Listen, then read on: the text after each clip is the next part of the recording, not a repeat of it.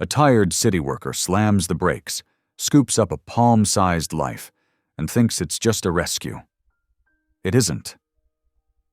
At the clinic, one scan flashes a name people whisper about, and suddenly strangers in muddy trucks want the puppy back.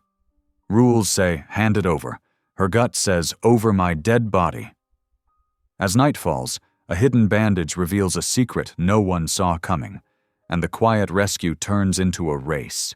Dark alley, fists on metal, a failing heartbeat against her chest, a tow camera blinking red as a proof no one is ready for goes live. If she keeps the puppy, she risks everything.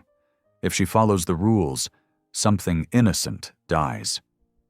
What truth is this tiny life carrying, and how far will they go to stop her from telling it? The pre-dawn Ohio highway stretched empty before Maren Doyle, her parking enforcement vehicle's headlights cutting through the gray morning mist. The dashboard clock read 4:15, another early morning shift about to begin.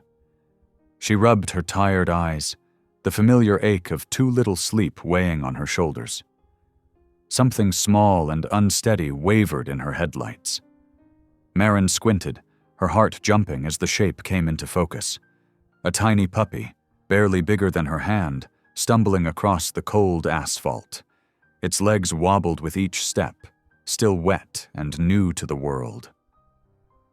"Oh God," she whispered, hitting the brakes hard. The tires squealed against the pavement as she pulled onto the shoulder, hands shaking as she threw the car into park. The morning air bit through her uniform shirt as she rushed out. The puppy had collapsed onto its side, making small whimpering sounds that twisted something deep in Maren's chest. She approached slowly, speaking in soft tones. "Hey there, little one. It's okay. I've got you." Her fingers trembled as she gathered the tiny body into her hands. The puppy was ice cold, its heartbeat fluttering weakly against her palm like a dying butterfly. Without hesitation, Maren yanked off her work sweater and carefully wrapped it around the fragile creature. Looking at her watch, she knew her shift started in 20 minutes. The responsible thing would be to call animal control and let them handle it. But as the puppy's breath hitched painfully in its chest, Maren made her choice. "Hang on, baby," she murmured, cradling the bundle close as she climbed back into her car. "We're getting you help." She pulled up directions to the nearest 24-hour veterinary clinic on her phone, her jaw set with determination. The closest one was 30 minutes away. Her supervisor would be furious when she didn't show up for her shift, but Maren couldn't bring herself to care. She couldn't leave this helpless creature to die alone on the highway. The puppy's breathing grew more labored as she drove, each tiny gasp sending spikes of fear through her chest. "Stay with me," she kept whispering, one hand stretched back to touch the bundle of sweater, ensuring she could still feel movement. "Just stay with me." When she finally pulled into the clinic's parking lot, the sky was just beginning to lighten. Maren gathered the puppy close and rushed through the front doors, her uniform disheveled, auburn hair falling loose from its usual neat bun. A sleepy-looking receptionist barely glanced up from her computer. "Please fill out these forms and—" "No," Maren cut her off, voice firm. "This puppy needs help right now. It's dying." The receptionist sighed, reaching for a clipboard. "Ma'am, we have protocols." "I don't care about protocols!" Maren's voice rose, drawing the attention of a vet tech walking past. "This puppy has minutes, maybe seconds. It needs treatment now." The tech started to speak, likely to repeat the same bureaucratic response, but Maren stepped forward, holding out the tiny bundle. The puppy's breathing had grown so shallow it was barely visible. "Please," she said, her voice cracking. "Please help." Something in her desperate tone must have gotten through. The vet tech's expression softened as she looked at the struggling newborn. With a quick nod, she gestured for Maren to follow her back. "Dr. Chen," she called out, Emergency case. The next few minutes passed in a blur as the staff finally sprang into action.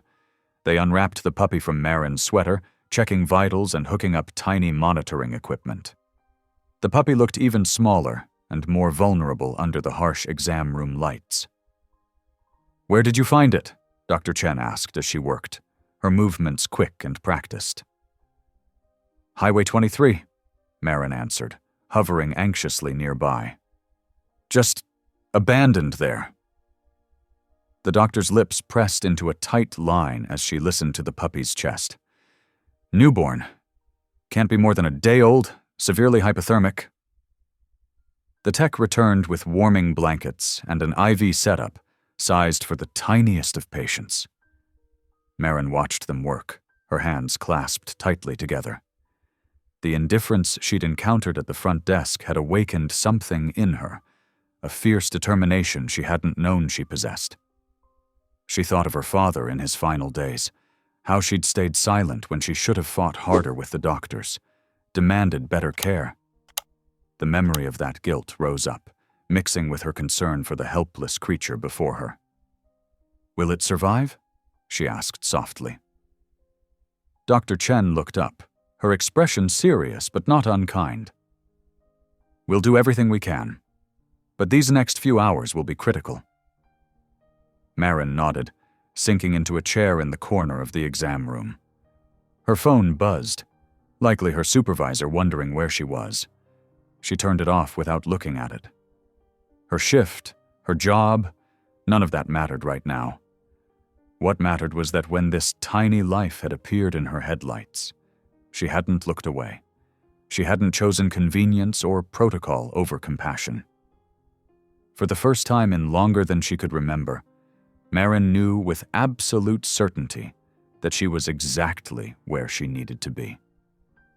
The puppy's heartbeat showed on the monitor, weak but fighting. Marin leaned forward, watching each beat, silently willing it to continue. Outside the window, the sun began to rise over Ohio, painting the sky in shades of pink and gold. A new day was beginning, and with it, something new was awakening in Marin's heart as well. Dr. Chen had just finished stabilizing the puppy when the vet tech approached with a handheld scanner. "We should check for a chip," she said, running the device over the puppy's neck and down its frail spine. A sharp beep cut through the quiet exam room, echoing against the sterile white walls. The screen flashed. Rooker Farms. The effect was immediate and unsettling. Dr. Chen's hands stilled, hovering over the puppy's tiny body. The vet tech took a step back, her face draining of color like water from a sink. Even the receptionist, who had wandered in to deliver paperwork, froze in the doorway, the manila folder clutched against her chest like armor. Marin looked between their faces, confusion creasing her brow, a cold feeling settling in her stomach. "What's wrong? What's Rooker Farms?" The name hung in the air, weighted with something unspoken. Before anyone could answer, the phone rang, its shrill tone slicing through the tension. The receptionist hurried to answer it, her shoulders hunched as she disappeared into the hallway, her voice dropping to hushed, urgent tones. Moments later, she returned, clutching a different form, her knuckles white against the paper.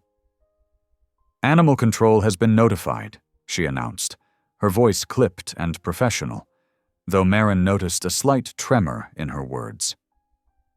"They're ordering us to hold the puppy for pickup by the rightful owners. Standard protocol." "Owners?" Marin's voice rose, heat flooding her cheeks. "The people who left a newborn puppy to die on the highway, who dumped it like trash." The last word came out as almost a shout. Dr. Chen removed her latex gloves with deliberate care, the snap of rubber punctuating the silence.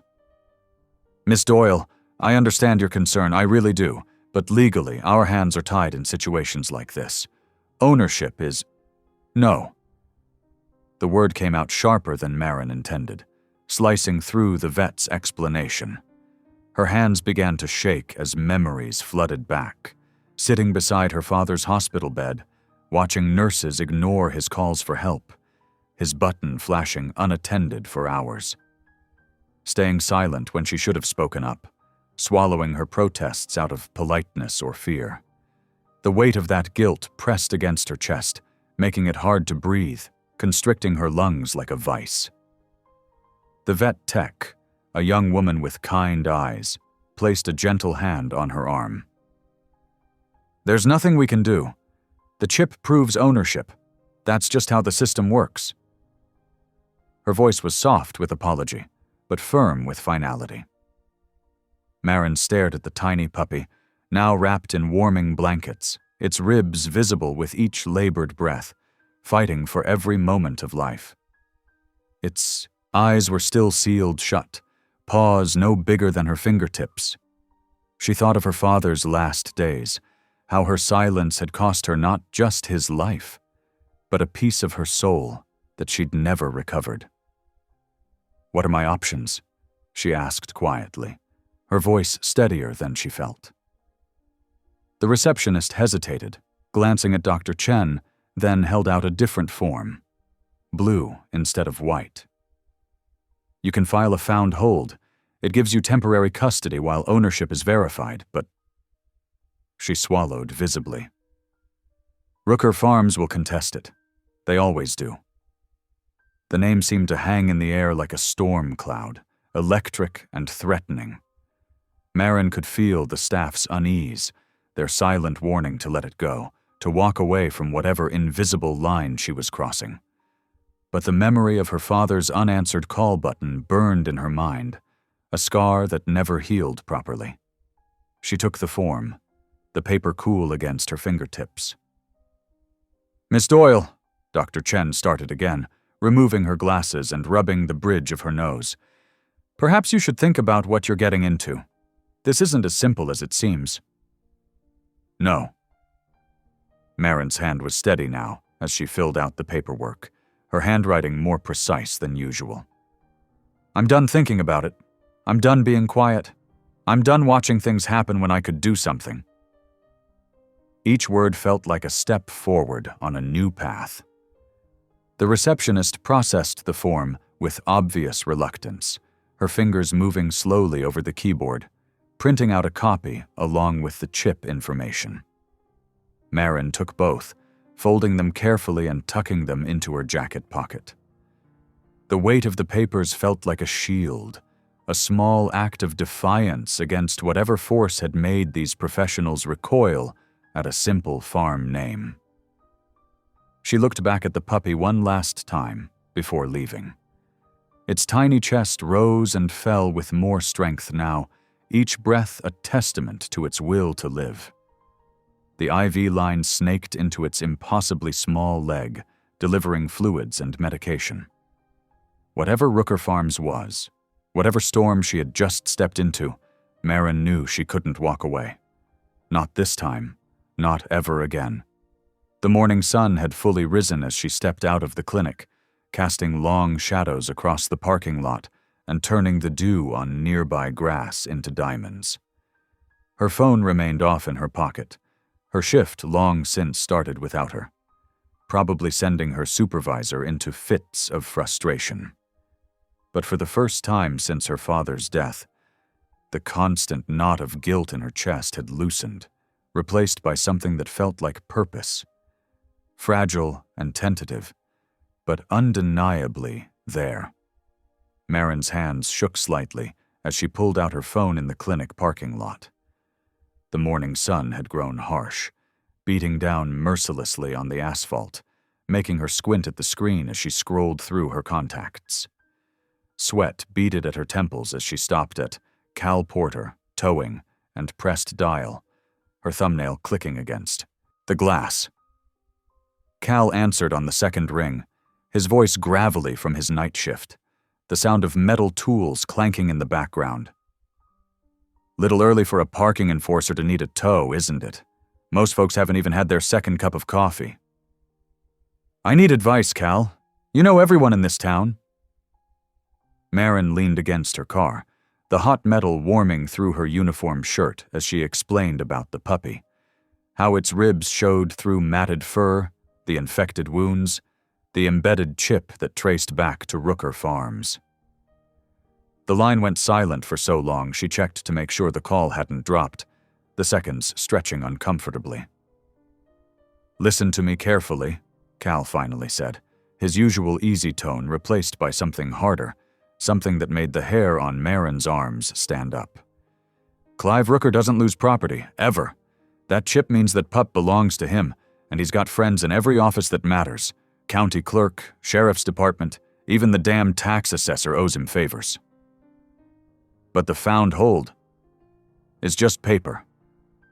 Cal's sigh crackled through the phone like static electricity.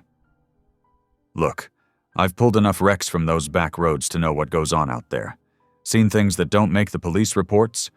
Rooker's got breeding papers for every dog he owns, but nobody asks questions about the ones that disappear. Nobody looks too close at the property behind that big red barn, either." A heavy-duty pickup truck rumbled into the parking lot, its massive tires crunching over loose gravel as it made a wide turn, followed by a second vehicle, a mud-splattered Jeep with tinted windows. Two men in dirt-stained jackets stepped out, their movements synchronized like they'd done this before. They headed straight for the clinic's entrance with a purposeful stride that made Marin's stomach clench into a tight, cold knot. "Cal, I think his people just showed up. Two guys, both look like they work the farm. Mud on their boots, Carhartt jackets, faces like they're used to not being questioned." "Document everything," Cal said sharply, keys jingling as he moved. "Every word, every move.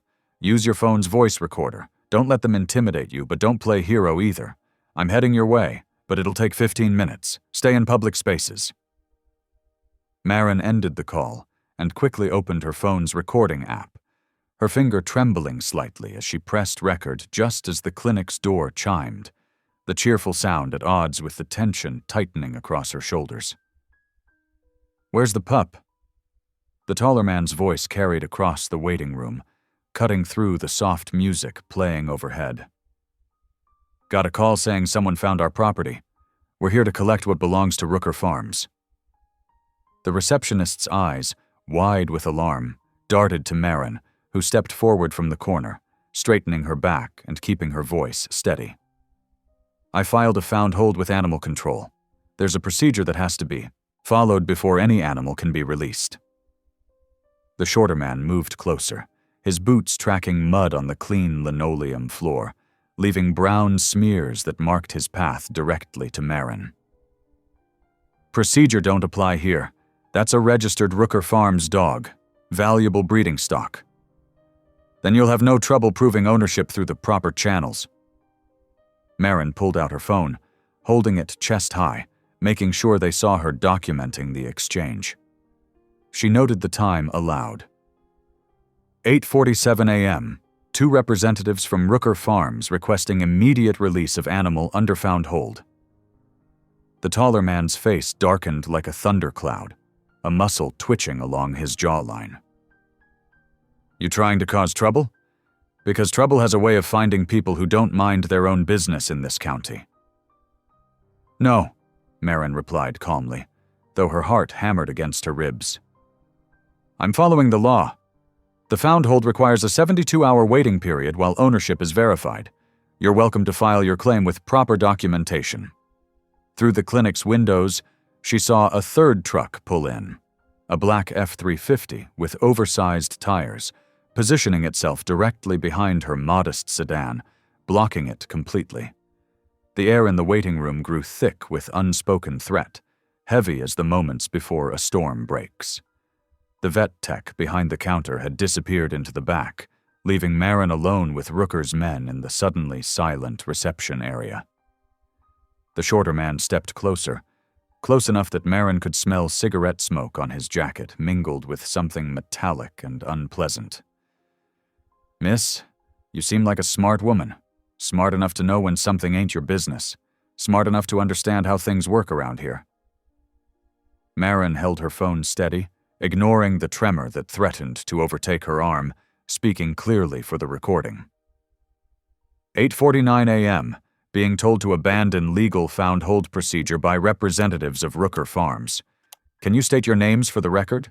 And could you clarify what you mean by how things work around here?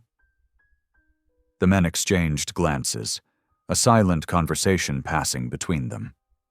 The threat in their stance shifted to uncertainty as they realized every word, every implied threat was being documented, preserved in a way that couldn't be explained away later. "This ain't over," the taller one said, backing towards the door, his hand resting meaningfully on his belt buckle. "Mr. Rooker will handle this proper-like. He's got ways of settling matters that don't involve all this record-keeping." "I'm sure he will," Marin replied, still recording, forcing her voice to remain steady. 8:50 a.m. Representatives departing without providing identification or proof of ownership implied further action by Clive Rooker. They left, boots heavy on the pavement, slamming doors and revving engines in a show of power. The truck blocking her car started up with a diesel growl and moved away, exhaust billowing in its wake.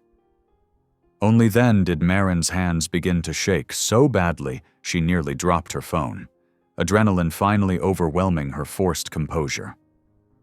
The vet tech reappeared from the safety of the back room, face pale as printer paper, eyes darting nervously to the window. "You shouldn't have done that. You don't know what they're capable of. Last year, someone reported concerns about Rooker's operation, and their barn burned down a week later.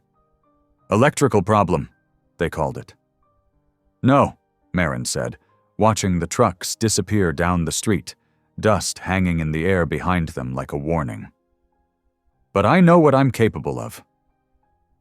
She stopped the recording and saved it, sending a backup copy to her email, knowing she had just crossed a line that could never be uncrossed. The puppy's whimper from the back room seemed to strengthen her resolve, a reminder of why some lines needed crossing. Cal's tow truck pulled into the clinic's back lot 20 minutes after Rooker's men left. He took one look at Marin's face, the tight lines around her mouth, the shadow in her eyes, and said, "Let's talk somewhere private." They ended up in his truck cab, the diesel engine idling to keep the air conditioning running against the mounting morning heat. The vents blasted cool air that smelled faintly of motor oil and coffee. Cal's weathered hands gripped the steering wheel as he stared straight ahead, his knuckles scarred from years of mechanical work. "What I'm about to tell you, it ain't pretty," he said, voice dropping low enough that Marin had to lean closer. "Rooker Farms is a front. Has been for years. They run dogfights out in those old barns, the ones they keep visitors away from. The breeding operation's just paperwork to make it look legal. Pretty little puppies out front, blood pits in the back." Marin's throat tightened, a cold sensation spreading through her chest. The air conditioning suddenly felt too cold against her skin. "But how does he get away with it? There are inspections, regulations." "Because of Dale Halver over at Animal Control. He's been supervisor there 15 years, and he's got it down to a science." Cal's knuckles whitened on the wheel, the tendons standing out. "When people report strays or neglect cases, Halver's team picks them up. Strong ones get returned to Rooker. Papers shuffled, chips swapped. Good fighters get saved for the ring. Weak ones disappear. No paperwork, no questions." "That's impossible," Marin whispered, though the conviction in her voice wavered. "Someone would notice. The other ACOs, the volunteers. Someone would say something." "People notice. They just don't live long enough to prove it." Cal finally turned to face her, his dark eyes holding something that made Marin's stomach drop. 3 years ago, a rookie ACO started asking questions. Young woman, just out of college, started keeping her own records, staying late to check holding kennels. Her car went off, Miller's Bridge 2 days before she was set to meet with someone from the State Oversight Board. They called it an accident. Brake lines just happened to fail. The silence hung between them, heavy with implication. Marin's hands trembled slightly as she pulled out her phone, playing back the recording of Rooker's men. The voices crackled through the truck's quiet interior. So, this is evidence? Something we could use? It's a start, but we need more. Medical records, transport logs, financial transactions, everything we can get. And we need help from people who know how to use it. People who can't be scared off or bought. She thought for a moment, running through mental lists of who might help, who might be trusted. The vet who was on call last night, Dr. Maddox. She seemed different from the others, more thorough, asked questions. And I know an assistant city attorney, Devereaux. He's handled some parking authority cases. He's by the book, but decent. Rhea Maddox? Cal nodded slowly, some tension easing from his shoulders. She's good people. Moved here from Cincinnati last year. Been giving Halver hell about his inspection reports. Called him out at a public meeting once. Nothing came of it, but she didn't back down either. They found Dr. Maddox in her office, surrounded by stacks of charts and medical reference books. The blinds were half drawn against the brightening day, casting striped shadows across her desk. She looked up as they entered, her expression guarded but interested, the light glinting off her glasses. "The puppy you brought in?" she said before Marin could speak, setting down the file she'd been reviewing. It had needle marks, multiple punctures, consistent with sedation, but not the kind we use here. The blood work showed traces of something I'm still trying to identify. "Would you put that in writing?" Marin asked, hope and fear mingling in her chest. "Make it official?" Rhea set down her pen, carefully capped it, and leaned back in her chair. "You know what you're getting into? What happens to people who challenge Rooker and Halver around here?" "Not exactly," Marin admitted, feeling the weight of uncertainty. "But I know what happens if we do nothing. What's already happening to animals who can't speak for themselves." The vet studied them both for a long moment, her gaze penetrating, assessing. Then she opened her desk drawer and pulled out a small plastic bag containing a micro SD card, holding it up between her thumb and forefinger so it caught the light. 2 months ago, I started photographing every injured animal that came through with Rooker's chips. Dates, wounds, everything. Patterns that can't be explained by accidents. Injuries consistent with fighting, with training for fights. I was waiting for someone else to care, someone with the courage to do something. Cal's phone buzzed, the vibration audible in the quiet room. He checked it and grimaced, the lines around his eyes deepening. "Halver's on the move. Just got word from a buddy at City Hall. He's drafting emergency seizure papers for the pup. Says it's evidence in an ongoing investigation." "I can call Devereaux," Marin said, already scrolling through her contacts. "He knows city code better than anyone. He might be able to block it, or at least delay things." 20 minutes later, Arthur Devereaux arrived, his suit jacket draped over one arm in the summer heat, a sheen of sweat visible on his forehead. His tie was perfectly knotted despite the temperature, his manner precise as he settled into the chair Rhea offered. He listened without interruption as they laid out what they knew: the chip records, the suspicious injuries, the pattern of disappeared strays, the recording of Rooker's men.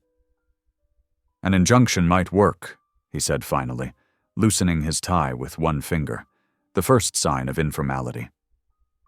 "If we can prove systematic abuse of authority, a pattern rather than isolated incidents. But it has to be airtight. One mistake, one procedural error, and Halver will bury everything. He knows the system better than most." "I've got dash cam footage," Cal offered, leaning forward in his chair. "Times, dates, locations where their trucks shouldn't have been, animal control vans at Rooker's property after midnight, exchanges in parking lots. Been collecting it for months, just in case." "And I have the medical records," Rhea added, tapping the SD card. "Plus photos of identical chips showing up on different dogs. Same registration numbers assigned to animals with completely different physical characteristics. Proof of tampering." Devereaux turned to Marin, his gaze assessing, almost clinical. "Why you? Why take this risk? You're a parking enforcement officer. This isn't your jurisdiction or responsibility." She thought about the puppy's fragile heartbeat against her palm, the trust in its eyes despite everything it had suffered. About her father's last days in hospice, when she'd been too afraid to challenge the doctors who ignored his pain, who dismissed his suffering. The regret she still carried. Because sometimes doing nothing is worse than doing something dangerous, and because no one else was doing anything at all. They spent the next hour planning, the tension in the room shifting to purposeful energy. Rhea would document every injury, building a pattern that couldn't be dismissed as coincidence. Cal would compile his footage and logs, tracking vehicle movements and creating a timeline of suspicious activity.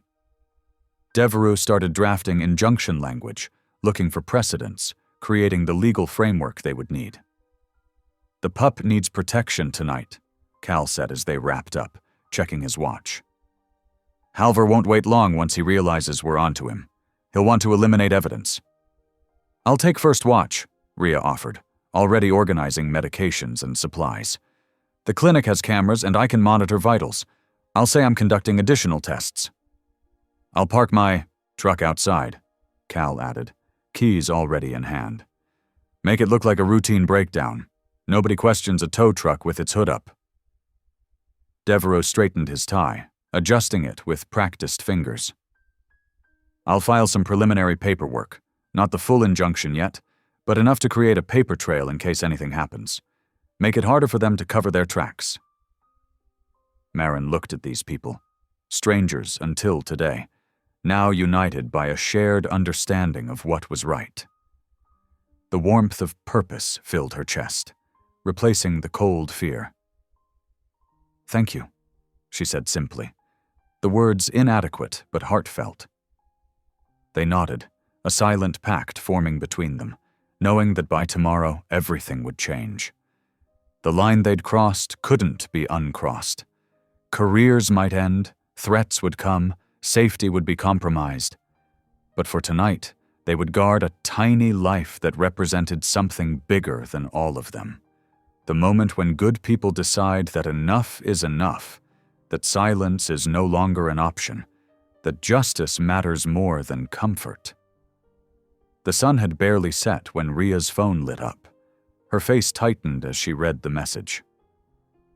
"Halver just filed emergency paperwork," she said, showing the screen to Marin. "Claims there was a critical custody error in processing. He's demanding immediate transfer of the puppy." Marin leaned closer to read, her hands clenching. The official document was filled with bureaucratic language, but its intent was clear. They wanted the pup, and they wanted it now. "He's lying," Marin said. "Everything was filed correctly. I made sure of it." "Of course he's lying." Rhea checked the puppy's vitals for the third time in an hour. "But that's not what worries me. This little one's temperature is still unstable. Moving her now could kill her." Cal, who had been watching through the clinic window, stepped away from his post. "I might have a solution. There's an old body shop on Maple. Belonged to my uncle before he passed. It's shut down now, but the utilities still work. Has a good heater and a secure bay we can lock down." "Is it safe?" Marin asked. "Safer than here. Place looks abandoned from the street, but the security system's active. Plus, my tow truck won't look out of place parked outside." Devereaux adjusted his tie, a habit when he was thinking hard. "It would buy us time. The seizure order specifies this address. They'd need to file new paperwork to look anywhere else." Rhea gathered her medical supplies while explaining to Marin how to monitor the puppy's breathing. The tiny creature barely stirred as they wrapped it in heated blankets. "We'll take my van," Rhea said. "It has medical transport permits. If we're stopped, it'll look official." They moved quickly in the growing darkness. Cal led the way in his tow truck, while Devereaux followed in his sedan. Marin sat in the back of Rhea's van, cradling the puppy's carrier. Through the rear window, she spotted a mud-streaked pickup, 2 cars, behind. "We've got company," she said quietly. Rhea checked her mirror. "Rooker's men?" "Looks like the same truck from this morning," Cal's voice crackled over the walkie-talkie he'd given them. "I see them. Don't worry. I know these streets better than they do." He led them through a series of turns, finally pulling into an alley behind a weathered building. The pickup drove past the entrance, engine growling. The old body shop was dark except for security lights casting shadows through grimy windows. Cal unlocked a heavy side door, ushering them inside. The air smelled of old oil and dust. "Power's still on," he said, flipping switches. Ancient fluorescent tubes flickered to life, revealing a cavernous space filled with sheet-covered equipment. "Heater takes a few minutes to warm up." Rhea immediately set up a makeshift exam area on a clean workbench, laying out her supplies with precise movements. The puppy whimpered as she checked its temperature. "Still too low," she muttered, "but stable. The transport didn't make things worse, at least." Cal positioned his tow truck so its camera faced the bay door, then connected it to a small monitor. "This'll give us eyes outside," he explained, "and everything it sees gets uploaded to cloud storage automatically." Devereaux had claimed a corner desk, his laptop open and legal documents spread around him. "I'm drafting counter motions," he said without looking up. "If Halver wants to play games with paperwork, we'll bury him in it." Marin paced the shop floor, her footsteps echoing. The space felt both secure and vulnerable, a fortress that could become a trap. Through the high windows, she caught glimpses of passing headlights.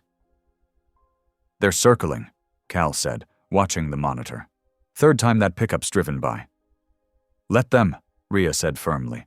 "We're not doing anything wrong. The puppy's receiving necessary medical care, all properly documented." Marin stopped pacing and pulled up a shop stool. "What made you all decide to help?" she asked. "You're risking a lot." "Same as you," Cal answered. "Got tired of watching bad things happen." "The law only works if people defend it," Devereaux added, still typing. "Even against those who are supposed to enforce it." Rhea finished adjusting the puppy's IV line. "In my profession, you either learn to look the other way or you stand your ground. I'm done looking away." The puppy stirred in its blankets, making tiny sounds of distress. Rhea checked its vitals again, while Marin stroked its head gently. Outside, the pickup made another pass, slower this time. Their small circle of light in the dark garage felt like the last outpost of something important, a place where people had drawn a line and refused to step back. Whatever came next, they would face it together. The hours crept by in the dimly lit garage, shadows dancing across the concrete floor with each flicker of the fluorescent lights overhead. Marin dozed fitfully on an old office chair, its worn leather cracking beneath her weight, while Cal kept vigilant watch at the monitors, his eyes occasionally darting to check on the sleeping woman. Devereaux had left hours ago to file emergency motions, his parting promise to return by morning hanging in the stale air. The steady hum of the space heater battled against the December chill, its warmth mixing with the sound of the puppy's labored, uneven breathing from the makeshift bed they'd created from an old blanket. Around 3 a.m, the silence was broken by the sharp buzz of Rhea's phone. She'd been methodically checking the pup's vitals every 30 minutes, her professional demeanor slipping as concern etched deeper lines into her face with each reading. The blue glow of her phone illuminated her furrowed brow as she stared at the screen. "The lab results are in," she said, her voice tight as she frowned at her screen. "This doesn't make sense. Not at all." Marin sat up instantly, sleep evaporating from her mind. Her chair squeaked in protest as she leaned forward. "What's wrong? Is it dying?" "They found significant traces of ace-promazine in the blood work," Rhea explained, moving across the garage floor to check the puppy again as its breathing became more erratic, tiny chest heaving with effort. "It's a powerful sedative, usually reserved for larger animals during transport or procedures. Someone deliberately drugged this pup. There's no other explanation. Cal abandoned his post by the monitors, his heavy work boots scuffing against the concrete as he joined them. The concern in his dark eyes was unmistakable. Why would anyone sedate a newborn? That makes no sense. They wouldn't. Not if they cared about its survival, Rhea said firmly, her practiced hands checking the puppy's gums. It's dangerous, especially for one this young and underweight. The dosage could easily prove fatal. Unless… She trailed off, her hands gentle but purposeful, as she continued examining the trembling animal. Unless what? Marin asked, moving closer, the smell of antiseptic and wet fur filling her nostrils as she hovered over Rhea's shoulder. There's something not right about this bandage. Rhea pointed to a small strip of gauze on the puppy's belly, her fingertip hovering just above it. It's too precise, too clean for a street injury. And look at the tape pattern. It's medical grade, perfectly applied. This wasn't done by some good Samaritan. The puppy's breathing grew more shallow, each inhale a struggle that made Marin's own chest tighten in sympathy. Rhea quickly reached into her medical bag, extracting a small vial and syringe. With practiced efficiency, she administered a counteracting agent while Marin held the tiny body still, feeling every tremor through her fingertips. We need to see what's under that bandage, Rhea decided, determination hardening her voice. Cal, bring that work light closer. I need to see exactly what we're dealing with. Under the harsh, revealing beam of the LED work light, Rhea carefully cut through the layers of gauze with surgical scissors, the metal glinting with each careful snip. The puppy squirmed weakly as she peeled back the tape with delicate precision, its tiny paws twitching in distress. There's no wound, she said, surprise evident in her tone. Not even a scratch. But look at this, right here. Nestled against the puppy's pink skin was a tiny plastic square, barely larger than a fingernail, wrapped in a translucent material. A micro SD card, Cal said, leaning in for a better look, his breath warm on Marin's neck as they all crowded around. Wrapped in surgical film to protect it from bodily fluids. Professional work. Marin's hands shook visibly as she helped Rhea gently remove the card, the reality of what they were seeing slowly sinking in. Someone used this puppy as a carrier, like a living envelope. More like a witness that couldn't be intimidated or bought off, Cal said grimly. He straightened up and pulled his laptop from his weathered canvas bag.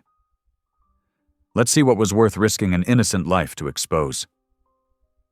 The card reader emitted a soft click as Cal inserted the tiny device with steady fingers. The screen illuminated his concentrated face as dozens of video files appeared, meticulously dated over the past 6 months. Security camera footage, he announced, cursor hovering before opening the most recent file. Someone's been collecting evidence. The grainy video flickered to life, showing the loading area behind Rooker's barns shrouded in darkness. A familiar white city vehicle with official markings pulled up to the back entrance. Animal control.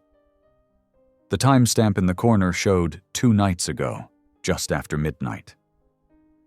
That's Halver, Marin said, her finger jabbing toward the screen, recognizing the supervisor's distinctive bow-legged walk as he emerged from the driver's side, looking furtively over his shoulder.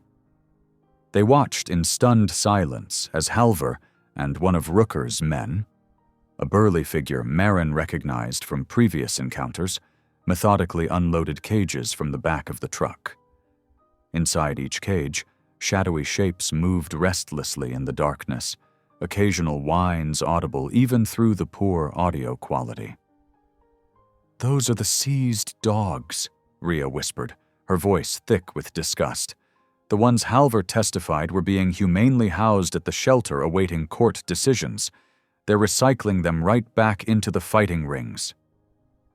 File after damning file showed similar scenes. Halvor delivering animals under cover of darkness, accepting thick envelopes that disappeared into his jacket pocket, signing papers handed to him by Rooker's associates that were clearly not official forms. The evidence was overwhelming and meticulous. "Someone on the inside has been gathering evidence for months," Cal said, scrolling through the timestamps. "Someone with access to the security system. They needed a way to get it out without being caught or traced back to them." So they used the puppy, Marin realized, the pieces falling into place. Knowing someone would find it in that condition and try to save it, they were counting on human decency. The puppy's breathing steadied gradually as the counter-sedative took effect, its tiny pink tongue darting out to lick its nose. Rhea checked its vital signs again with professional thoroughness. "It's stabilizing now," she reported, relief evident in the softening of her shoulders. "But whoever did this took a terrible risk with this animal's life. A few more hours in the cold with that sedative in its system could have been fatal. They must have been absolutely desperate." "They were," Marin said softly, gently stroking the puppy's head with her index finger, feeling the delicate skull beneath the soft fur. "This is proof of everything we suspected but couldn't prove. The fighting ring, the corruption, the missing animals, all of it. This isn't just about illegal dogfighting anymore," Cal said grimly, his face hardened by the blue light of the screen. "This shows systemic corruption in animal control itself. Halvor's been helping Rooker rebuild his operation using seized animals that were evidence in ongoing cases. It's obstruction of justice, tampering with evidence, conspiracy." Rhea carefully redressed the puppy's belly with clean bandages, her movements precise and tender. "Someone risked everything to get this evidence out, including this little one's life. They must have believed it was the only way." Marin watched the tiny chest rise and fall beneath the fresh gauze, thinking of how close they'd come to missing the truth entirely. What had begun as a simple act of mercy, saving an abandoned puppy on a cold night, had transformed into something far more significant, more dangerous. "We can't let this get buried," she said firmly, her voice stronger than it had been in days. "Not after what it cost to expose it. Not after what this little one went through to bring it to us." The evidence contained on that tiny card, nestled against the warmth of new life, had the power to bring down not just Rooker's operation, but the corrupt system that protected and nurtured it from within. The puppy wasn't just a victim to be saved, it was a messenger, a tiny courier carrying proof of crimes that reached into the very heart of law enforcement itself. In its struggle to survive, it had delivered something precious.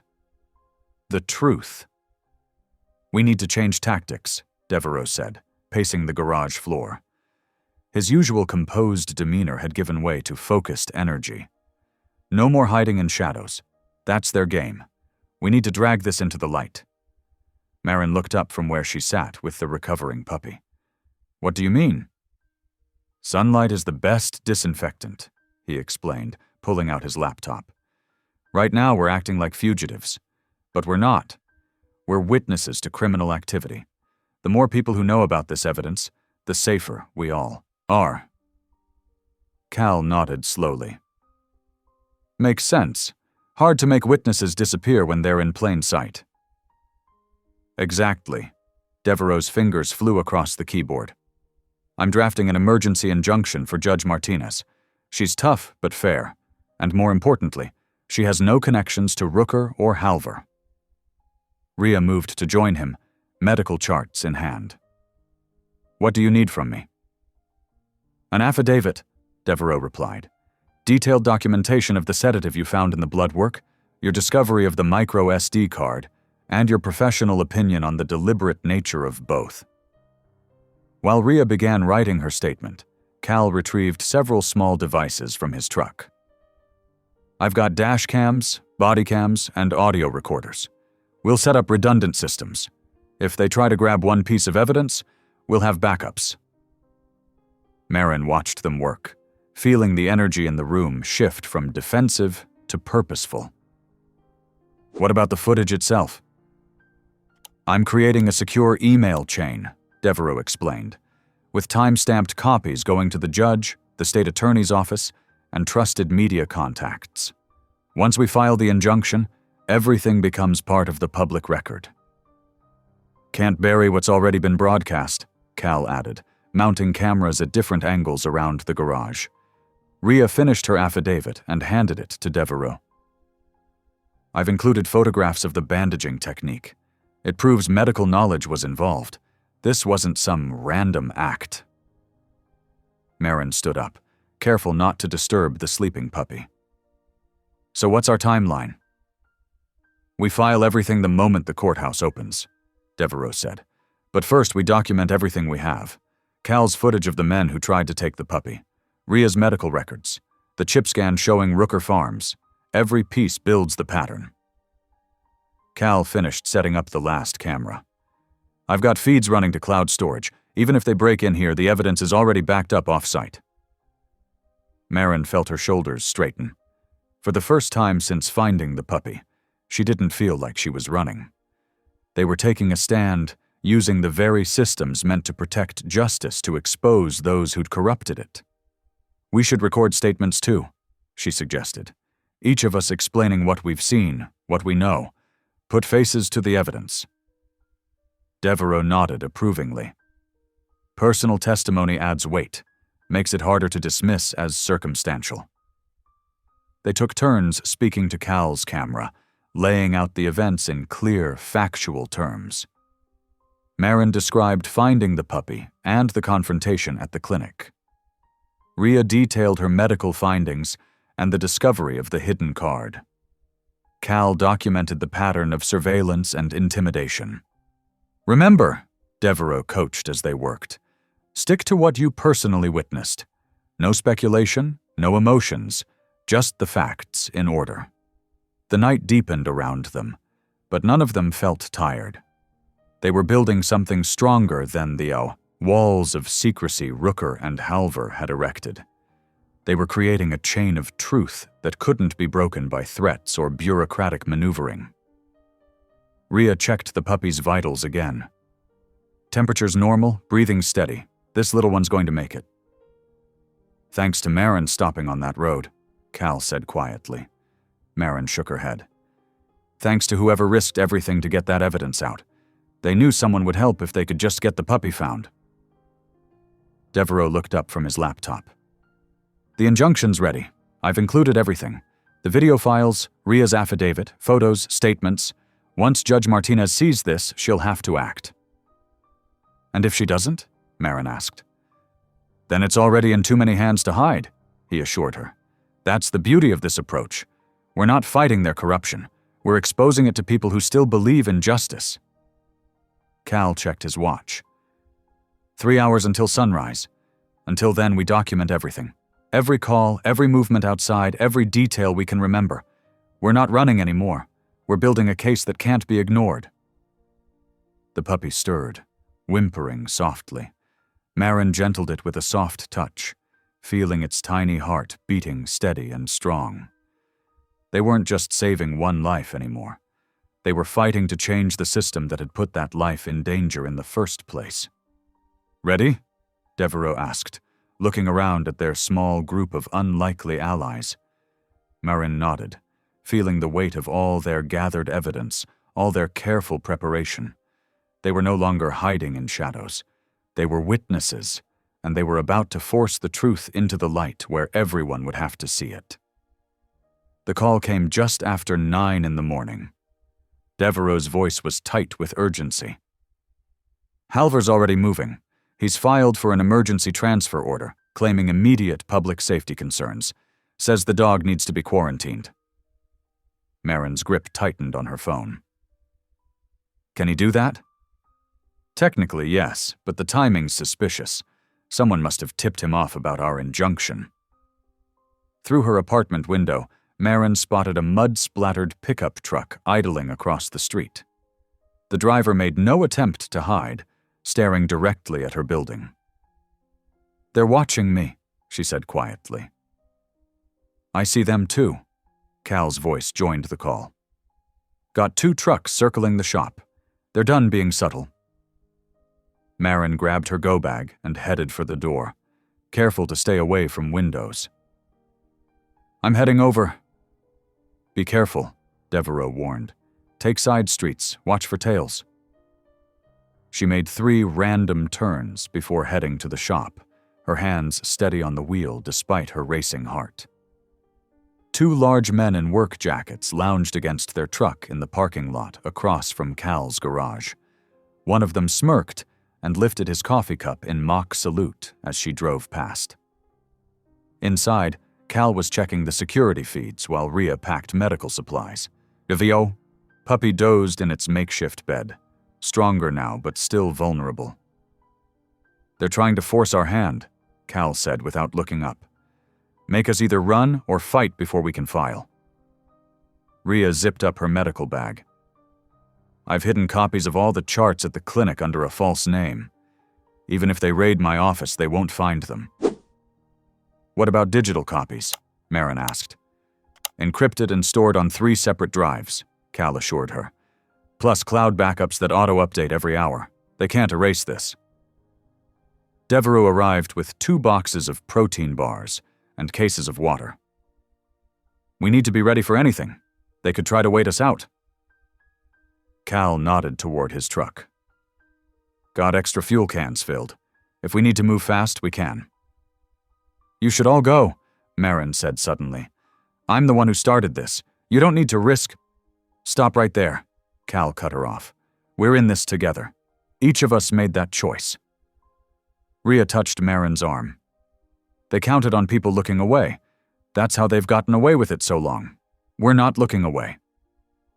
Outside, an engine revved aggressively. Cal checked the cameras. 3 more trucks just pulled up. They're not even pretending anymore. Marin's phone buzzed, a text from her supervisor ordering her to report immediately to animal control for questioning. Halvor's trying to isolate me. Don't respond, Devereaux advised. Any contact could be twisted against us now. The puppy whimpered softly, and Rhea checked its vitals.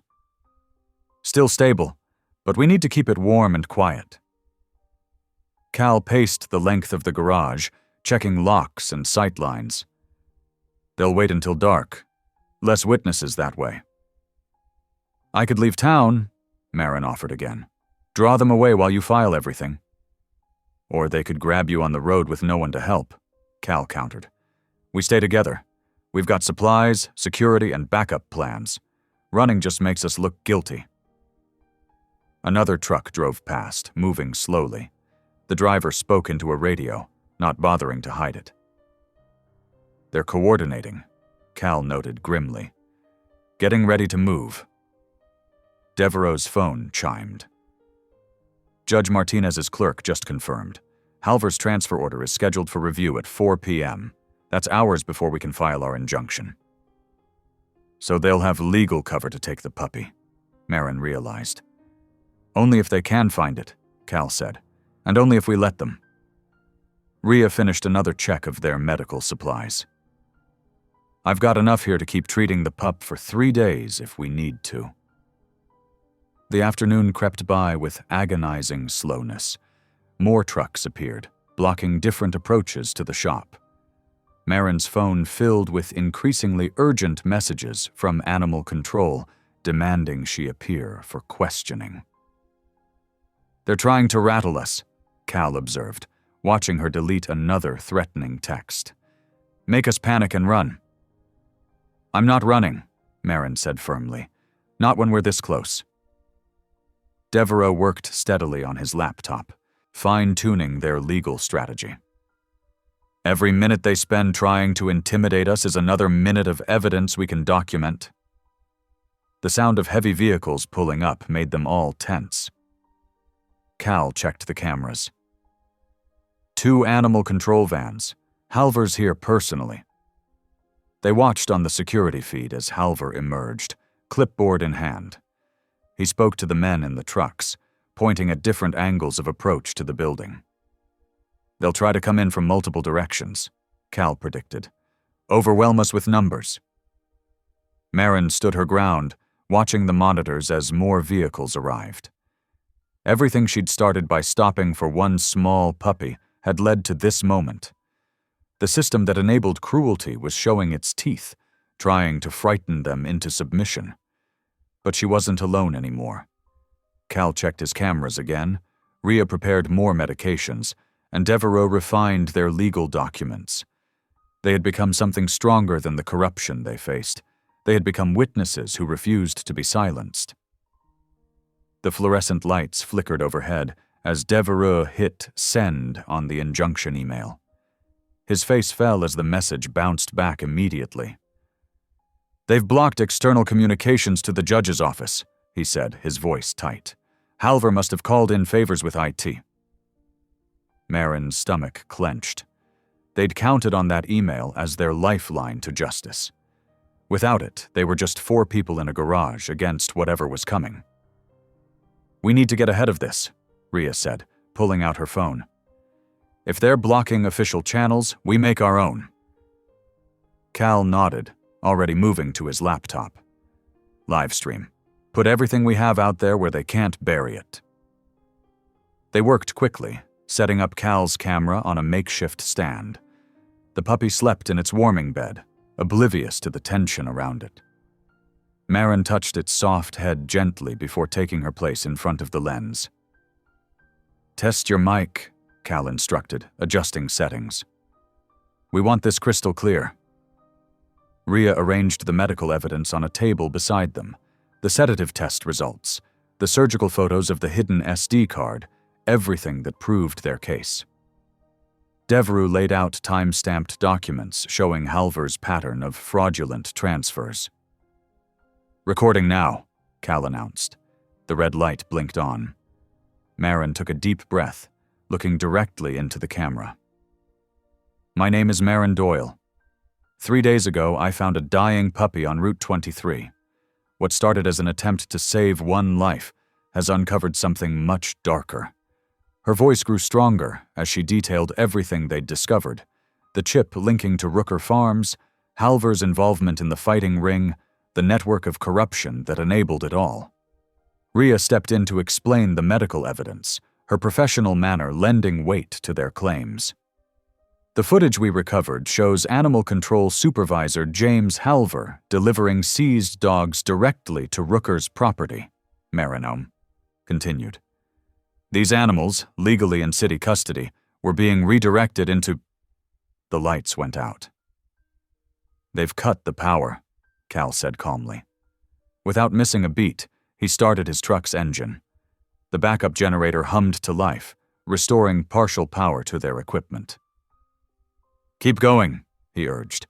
"We're still broadcasting." Marin nodded, forcing herself to focus. "We're releasing all evidence to multiple news outlets and law enforcement agencies. We're making this public because the normal channels of justice have been compromised." Headlights suddenly flooded the alley outside, casting long shadows through the high windows. The rumble of multiple engines filled the air. "That's not police," Cal said quietly, checking the security feed. "No markings on those trucks, no uniforms." Rhea moved to check on the puppy, while Devereaux gathered their most critical documents. Through the cameras, they watched men in dark clothing emerge from the vehicles. Marin recognized 2 from their earlier confrontation at the clinic. "Rooker's people," she said, "not even pretending to be official anymore." The men spread out, taking positions around the building's exits. Their movements were practiced, coordinated. This wasn't their first operation. 5 minutes until the transfer order takes effect, Devereaux warned, checking his watch. "Then we use every second," Marin replied, turning back to the camera. "To anyone watching this stream, we are currently surrounded by private enforcers working for Clive Rooker. They're here to silence us and seize evidence of criminal activity. Everything we've shown you is real. Everything we've said is true." More vehicles pulled up outside. The sound of boots on gravel echoed through the walls. Cal's hands moved steadily over his keyboard, ensuring their broadcast continued reaching multiple platforms. "Whatever happens next," Marin continued, her voice steady despite her racing heart. "The truth is out there now. We've broken the silence that protected this corruption. We've given evidence that can't be denied or buried." A heavy impact shook the rear door. Metal groaned against metal as someone tried to force it open. Rhea clutched her medical bag closer, positioning herself between the noise and the puppy. "They're testing our defenses," Cal reported, eyes on the monitors, "looking for weak points." Marin kept her focus on the camera, refusing to let fear enter her voice. "We're not activists or troublemakers. We're ordinary people who couldn't look away from wrong being done. We're choosing to stand here now because silence only protects the corrupt." Another crash, louder this time, came from the side entrance. The door shuddered in its frame but held firm. Outside, engines revved menacingly close to the walls. "Multiple breach attempts," Cal said tersely. "They're coordinating, trying to split our attention." Rhea's hands were steady as she checked the puppy's vitals one more time. Devereaux moved closer to the main computer, protecting their data. The air grew thick with tension as they waited, watching shadows move across the windows. 3 minutes until the order activates," Devereaux announced. Marin faced the camera again, her voice clear and determined. "To those watching, remember what you've seen. Remember what we've shown you. The truth doesn't disappear just because someone tries to hide it." The pounding at the doors grew more intense. Metal screamed against metal as the men outside brought more force to bear. Through the security feeds, they could see additional trucks arriving, hemming them in completely. 2 minutes, Devereaux said quietly. Cal's fingers flew over his keyboard, backing up their stream to multiple servers. "Let them come. Everything's already out there." The building seemed to vibrate with the force of the assault on its doors. The men outside weren't bothering with subtlety anymore. They wanted in, and they wanted in now. 1 minute, Devereaux counted down. Marin stood her ground as the sounds of violence grew closer. They'd known this moment was coming from the start. They'd chosen to face it rather than run. Whatever happened next, they'd already accomplished what mattered most. They'd forced the truth into the light. The main door buckled under a tremendous impact. Through the windows, headlights blazed like artificial dawn, casting harsh shadows across their faces. The time for preparation was over.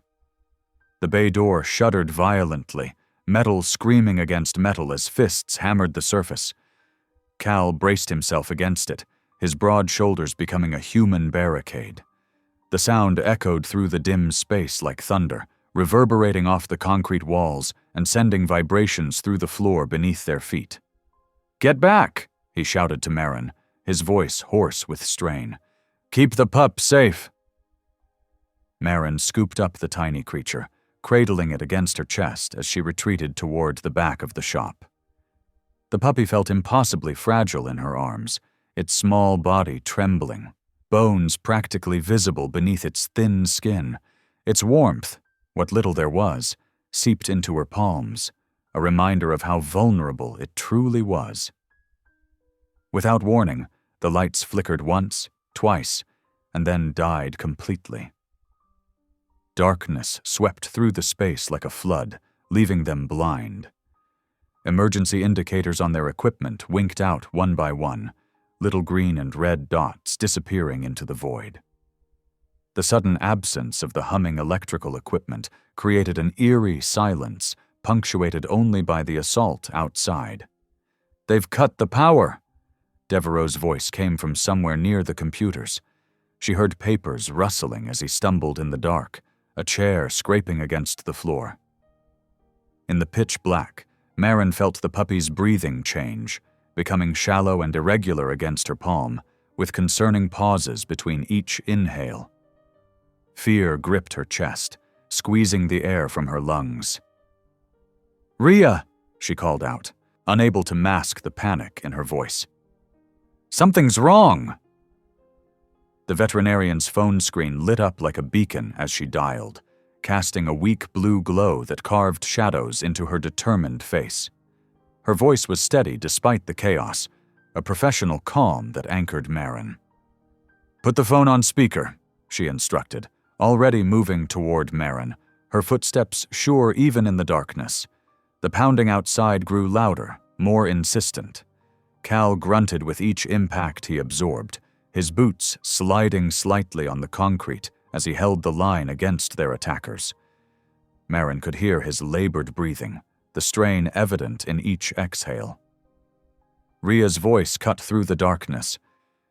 "Lay the puppy on its side. We need to do chest coupage, gentle but firm tapping to clear the airways. There might be fluid building up." Marin followed the instructions, her hands shaking as she positioned her fingers on the tiny rib cage. The puppy's ribs felt like delicate twigs under her touch, so fragile she feared they might snap at the slightest pressure. "Tap steadily," Ria continued, her face ghostly in the blue phone light. "Like this." She demonstrated the rhythm on Marin's arm, her fingers precise and confident. "We need to support its breathing, not too hard, just enough to stimulate the lungs." The darkness pressed in around them, making every sound seem amplified. The puppy's labored breaths, Cal's strain against the door, boots scraping concrete outside, angry voices shouting demands. Marin forced herself to focus only on the tiny life beneath her hands, blocking out everything else. "It's still too cold," Ria said urgently, her fingers checking the puppy's extremities. "The temperature drop is dangerous. We need skin-to-skin contact for warmth. Unzip your jacket." Marin didn't hesitate.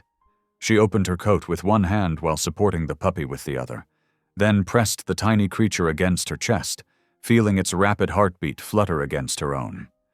The poor creature was like ice, its coldness shocking against her warm skin. "Keep tapping," Ria instructed, guiding Marin's hand back into position. "Gentle but consistent. Talk to it. Let it hear your voice. The rhythm of speech can sometimes help regulate breathing." "Stay with me, little one," Marin whispered, maintaining the steady rhythm on the puppy's side. "We've come too far to give up now. You're a fighter, I can tell." The words tumbled out naturally, each one a tiny thread of connection between her and the struggling animal. Another crash rocked the bay door, louder than before. Metal groaned ominously, the hinges threatening to give way. "Cal?" Marin called out, worry lacing her voice as she continued the tapping. "I'm good," he replied through gritted teeth, though she could hear the strain. "Just focus on that pup. I won't let them through." Minutes stretched like hours in the darkness. Marin's world narrowed to the feeling of the tiny body against her skin. The pattern of taps, the whispered encouragement. She refused to let panic take hold, even as the violence outside intensified. Sweat beaded on her forehead despite the chill in the air, her muscles tense with concentration. Gradually, almost imperceptibly at first, she felt a change. The puppy's breathing began to even out, the rhythm becoming more regular. Its body warmed slightly against her chest, the ice-cold touch giving way to something more hopeful. "Ria," she called softly, barely daring to believe it. "I think—" The veterinarian's hands joined hers, checking vital signs by touch alone in the darkness. Her fingers moved with practiced precision, finding pulse points and monitoring the chest expansion. "The breathing's steadier," she confirmed, relief evident in her voice. "Keep doing exactly what you're doing. We're getting somewhere." Cal's voice came strained but determined from the door. "Whatever you two are doing back there, don't stop. I've got this." She could hear him shifting his weight, bracing himself differently against the assault. Impact after impact shook the building, the metallic booms echoing through the darkness like war drums. But Cal absorbed each one, transforming himself into a human shield, his body the only barrier between them and whoever wanted to get in. The sound of his boots scraping against concrete as he held his ground became a strange sort of comfort. As long as they heard it, they knew he was still fighting, still protecting them. Under Marin's palms, she felt the flutter of the puppy's heartbeat growing stronger, more consistent. Each tiny breath seemed less labored than the last, the ribcage expanding more fully with each inhalation. In the absolute darkness, these small signs of life became her entire world, a pinpoint of hope she refused to let go of, even as chaos raged around them. Through the darkness, Marin remembered Cal's earlier words about his tow truck's emergency systems. Her hand found the wall, fingers trembling slightly as they searched until they brushed the familiar shape of a control box, its hard plastic edges reassuring under her touch. "Cal!" she called out, voice cracking with urgency. "The winch!" Understanding flashed between them like electricity. Cal's voice carried across the space, deep and certain. "Do it!" Marin slammed the lever down with all her strength, feeling it give way beneath her palm. The mechanical winch screamed to life, its powerful motor grinding and straining against the weight of the massive bay door. Metal screeched against metal in a cacophony that hurt her ears as the heavy barrier began to rise inch by inch, forcing their attackers to stumble backward, confusion written across their faces. Harsh yellow streetlight knifed through the widening gap at ground level, casting eerie shadows across the dusty floor. The sudden illumination caught Rooker's men off guard, making them shield their eyes and stagger backward, momentarily blinded. They're hulking. Silhouettes cast long, distorted shadows across the oil-stained concrete floor, transforming them into monstrous figures in the half-light. Cal seized the moment with practiced precision. In one fluid motion that spoke of years of quick thinking, he grabbed his truck's dash cam, which had been recording continuously throughout the confrontation. The small device blinked steadily with its reassuring red light, its wireless upload feature already pushing the footage to multiple secure locations beyond anyone's reach to tamper with. "Say cheese, boys," Cal growled, his voice low and dangerous as he held the camera steady, making sure it captured clear images of their faces in the stark, contrasting light. "You're all going to be famous by morning." The men realized too late what was happening, panic replacing their earlier confidence. One lunged for the camera with outstretched hands, fingers clawing at the air, but Cal easily sidestepped him with a nimbleness that belied his size, keeping the lens trained squarely on their features as they scrambled in disarray. Devereaux's voice cut through the chaos, crisp and victorious. "It's done! The upload's complete, straight to Judge Harrison's emergency inbox, time-stamped and GPS tagged. There's no erasing this evidence now." In the distance, sirens began to wail, a sound that made Marin's heart leap with hope. The distinctive sound grew steadily louder, cutting through the night air like a knife through darkness. Devereaux had managed to reach his backup contacts in law enforcement, real officers, not Halver's corrupt crew who would have looked the other way. Rooker's men froze in place, caught between fight and flight, their expressions shifting from aggression to dawning fear. The first flash of red and blue emergency lights painted the walls in alternating splashes, transforming the dingy garage into a strobing carnival of color. Squad cars squealed into the alley outside, tires protesting against pavement, effectively boxing in the unmarked trucks that had brought the thugs. Marin pressed herself against the cold wall, still cradling the tiny puppy against her racing heart. Its breathing had steadied completely now, tiny chest rising and falling in a strong, regular rhythm that seemed miraculous given what they'd been through. The pup's eyes were open, alert but strangely calm, as if it somehow knew they'd weathered the worst of the storm together. "It's okay now," she whispered, gently stroking its soft head with her fingertip, feeling the delicate skull beneath warm fur. We made it. Nobody's going to hurt you anymore. Cal kept his dash cam running as uniformed officers poured into the space, weapons drawn and flashlight beams cutting through the remaining shadows.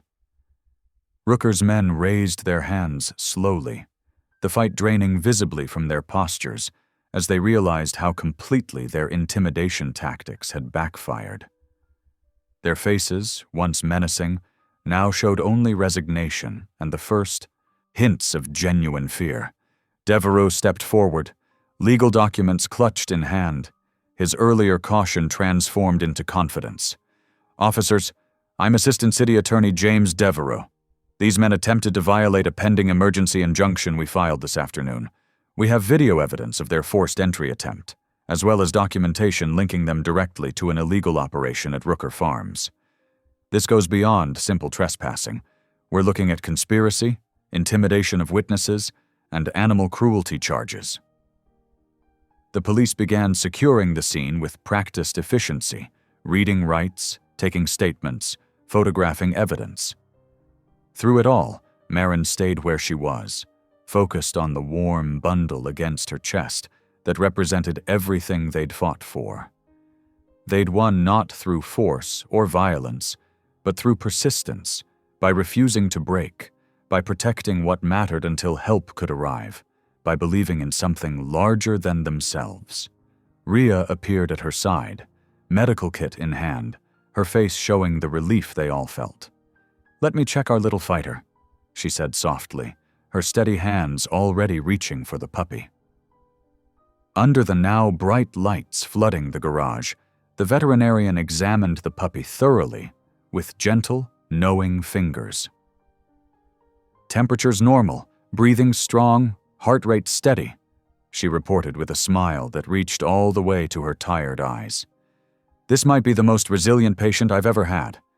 After everything this little one's been through, I'd say we're witnessing a miracle." Cal joined them, his normally stern face softened with relief, the lines around his eyes crinkling. "Just like someone else I know," he said, glancing meaningfully at Marin. "You never gave up, not once." She looked around the garage, at the evidence safely uploaded beyond reach, the police efficiently processing their attackers, her small team of unlikely allies standing strong together when it mattered most. They'd faced down corruption and violence with nothing but conviction and endurance, armed with only their belief in doing what was right. Sometimes, she realized with a growing sense of peace, that was enough to change the world, or at least their small corner of it. The next 48 hours moved like a tornado. As dawn broke over the county, 3 sheriff's department vehicles led a caravan of squad cars down the muddy access road to Rooker Farms. Deputies with search warrants spread across the property, their flashlights cutting through the pre-dawn gloom of weathered barns. Inside the largest structure, they found exactly what the micro SD card had promised. Rows of makeshift fighting pits, training equipment, and detailed ledgers that read like a who's who of corruption. Halver's name appeared repeatedly, each entry meticulously noting dates and dollar amounts for processing fees and release authorizations. "Look at this," one deputy called out, holding up a thick, black notebook. "Every dog they got through animal control, complete with fake surrender papers. Halver's signature on every page."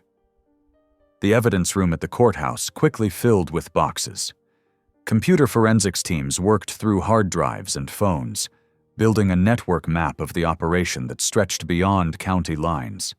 Meanwhile, Cal's tow truck camera footage hit social media. Someone in the clerk's office leaked it, and within hours, views climbed into the millions. The grainy night vision showed Rooker's men attempting to break down the door, contrasted with Marin's quiet voice inside, comforting the puppy. Local news stations ran it on repeat. "Your testimony is scheduled for 9 a.m., Devereaux told Marin, straightening his tie in the courthouse hallway. "Just tell it exactly as it happened. No embellishment needed." Marin nodded, smoothing her simple black blazer. She'd borrowed it from Rhea for the hearing. The courtroom was packed when she took the stand, but she focused on the judge's calm face as she recounted each event. "I was working my regular parking enforcement route when I found the puppy," she began, her voice steady. "It was severely weakened, showing signs of medical distress. When the chip scan revealed Rooker Farm's ownership, clinic staff became hesitant to treat it." She detailed the escalating pressure from Halver's office, the intimidation attempts, the discovery of the hidden micro SD card. Her testimony lasted nearly 2 hours, but she never wavered. "And at any point," the prosecutor asked, "did Mr. Halver inform you that these were not standard protocols?" "No," Marin replied. "He insisted everything was by the book, while actively preventing us from following proper procedures." Rhea's expert testimony proved equally damaging. She presented lab results confirming the sedative in the puppy's system, along with detailed medical documentation of injuries consistent with fighting dogs they'd treated over the years. "The chemical compound found in the blood work," Rhea explained, pointing to projected charts, "is specifically used to sedate animals for transport. It's not available over the counter, only through licensed veterinary suppliers or animal control facilities." The evidence was overwhelming. When the jury returned after just 4 hours of deliberation, they handed down felony convictions on multiple counts: animal cruelty, evidence tampering, corruption of public office, and conspiracy. Local papers praised Devereaux's legal strategy, calling it a masterclass in building an airtight case. But in every interview, he made sure to credit Marin's initial stand. "None of this would have come to light without Ms. Doyle's moral courage," he told reporters on the courthouse steps. "She saw something wrong and refused to look away. That's what real public service looks like." A week later, Cal had his tow truck back in the shop, replacing the winch motor that had burned out during their standoff. Marin brought him coffee, watching as he wiped grease from his hands. "You know what's funny?" he said, grinning as he accepted the cup. "All those years Rooker thought he was untouchable, and he gets taken down by a parking enforcement officer." "Ticket girl," Marin corrected with a small smile, using the nickname she'd once hated. "Ticket girl," Cal agreed, raising his coffee in salute. "Who brought down an empire just by doing the right thing?"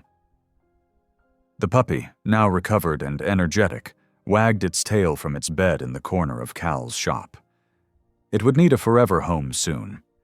But for now, it served as a living reminder that sometimes the smallest act of compassion could spark massive change. News crews still occasionally drove past Rooker Farms, filming the padlocked gates for follow-up stories. The property stood empty, its buildings silent testimonies to years of cruelty finally exposed.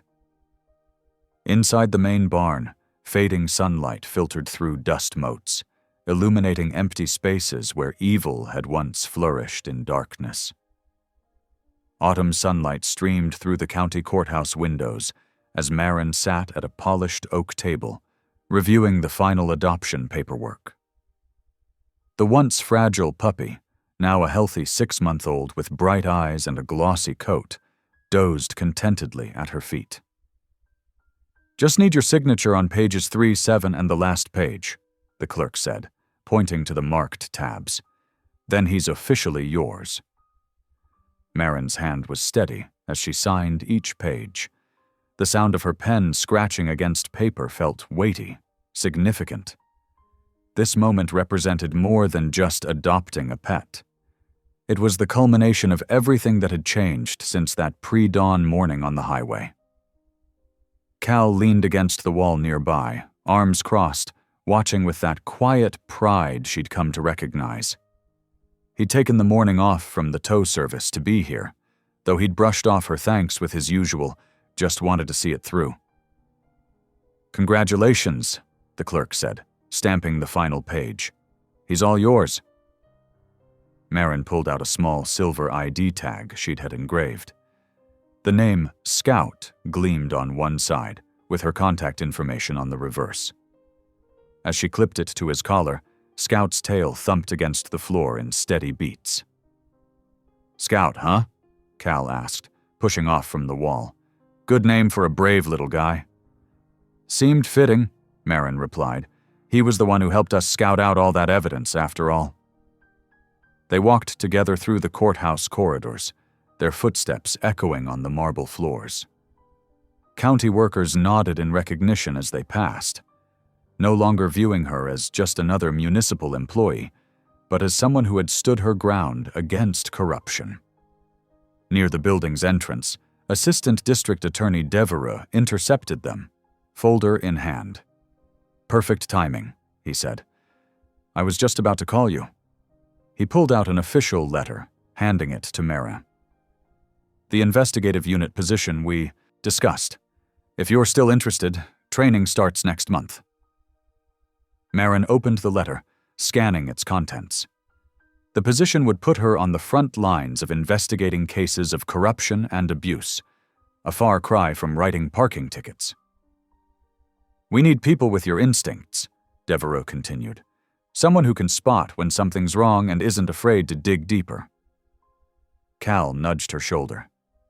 "Take it," he said softly. "You've earned it."